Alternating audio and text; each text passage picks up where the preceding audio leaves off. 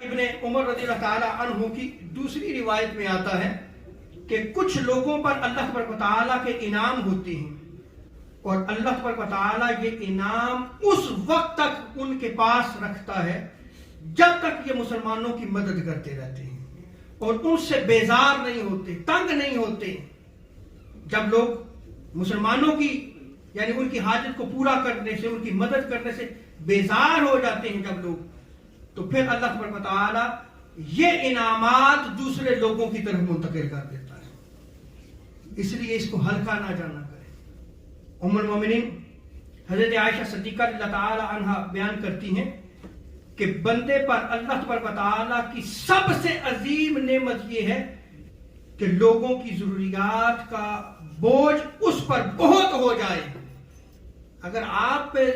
بوجھ بہت زیادہ ہو جاتا ہے، لوگ آپ کی طرف کھینچے ہوئے چلے آتے ہیں، تو پھر آپ سمجھ لیں کہ آپ اللہ تبارک و تعالیٰ کی عظیم نعمت کے حامل ہیں، آپ کے پاس ایک عظیم نعمت ہے۔